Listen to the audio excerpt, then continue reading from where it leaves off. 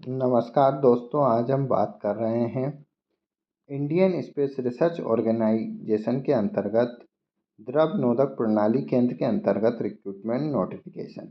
सबसे पहले अगर हम यहाँ पर देखें तो हम देख सकते हैं विज्ञापन के लिए अगर यहाँ पर तिथि देखें तो जो विज्ञापन क्रमांक है वो हम देख सकते हैं 1/2024 है। डेट जो नोटिफिकेशन की है 19/8/2024 दी हुई है। यहाँ पर LPSC यूनिट के लिए रिक्रूटमेंट नोटिफिकेशन दिया हुआ है। हम सबसे पहली जो पोस्ट देख रहे हैं वो उस पोस्ट का नाम जो है टेक्निकल असिस्टेंट की पोस्ट दी हुई है लेवल 7 पर। सबसे पहले मैकेनिकल के अंतर्गत कुल पद 10 है। अगर हम यहाँ पर देखें तो 8 और 2 पद दिए हुए हैं सेंटर के लिए। अगर हम यहाँ पर कैटेगरी वाइज अगर देखें तो अनरिजर्व के लिए 4 और अन्य पिछड़ा वर्ग के लिए 2, SC के लिए 1 और EWS के लिए 1। एसेंशियल क्वालिफिकेशन की बात करें तो यहाँ पर 3 year diploma in mechanical engineering with first class.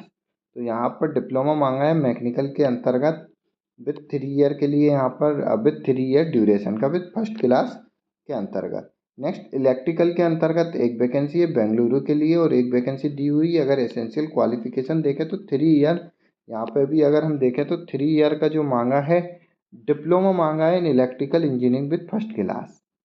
Next अगर हम यहाँ देखें तो वेल्डर के लिए भी एक पोस्ट दी हुई है।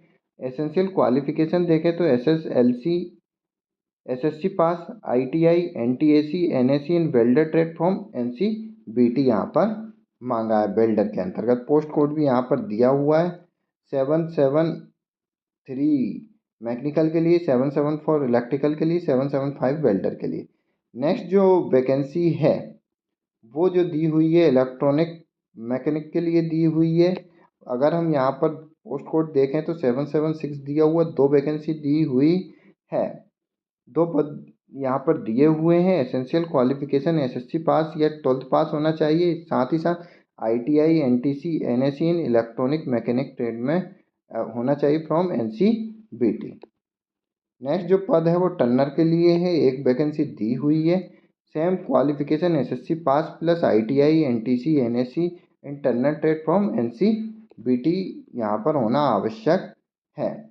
नेक्स्ट जो पद है mechanic auto electrical and electronics के अंतर्गत है। 778 यहाँ पर पोस्ट है, एक पोस्ट दी हुई है। एसेंशियल क्वालिफिकेशन 10+2 यहाँ पर होना चाहिए, 10th पास। साथ ही साथ ITI होनी चाहिए NTC NAC in mechanic and auto electrical and electronic trade from NCBT approve.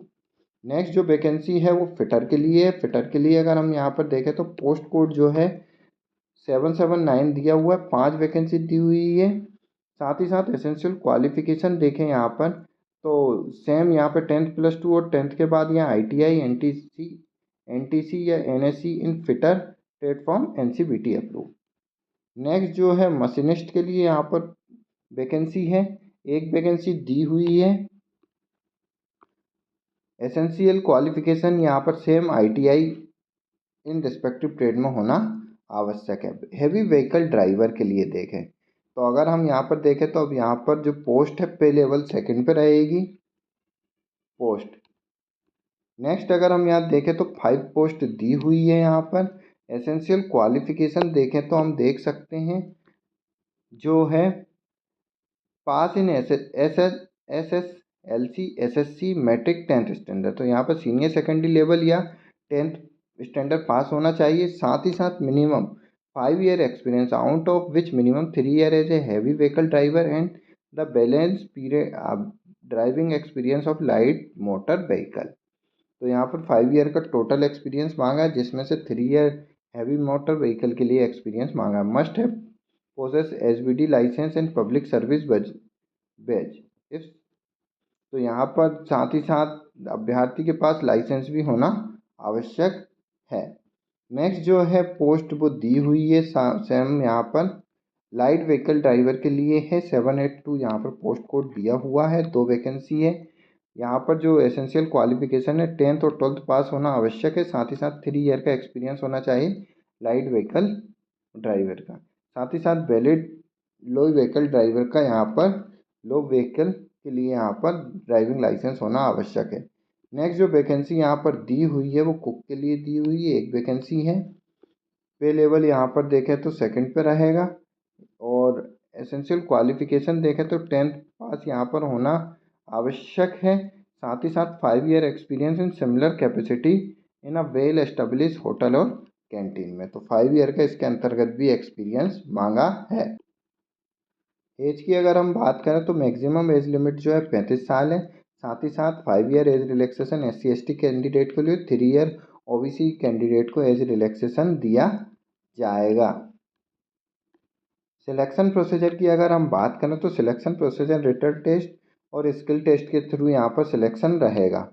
Next अगर हम यहाँ पर देखें तो यहाँ पर हम देख सकते हैं रिटन टेस्ट जो होगा वो 90 मिनट ड्यूरेशन के अंतर्गत होगा। 90 मिनट ड्यूरेशन यहाँ पर दिया हुआ है, और साथ ही साथ यहाँ पर 80 मल्टीपल चॉइस क्वेश्चन रहेंगे। नेगेटिव मार्किंग भी यहाँ पर रहेगी 0.33 माइंड, यहाँ पर नेगेटिव मार्किंग रहेगी रॉन्ग आंसर के लिए।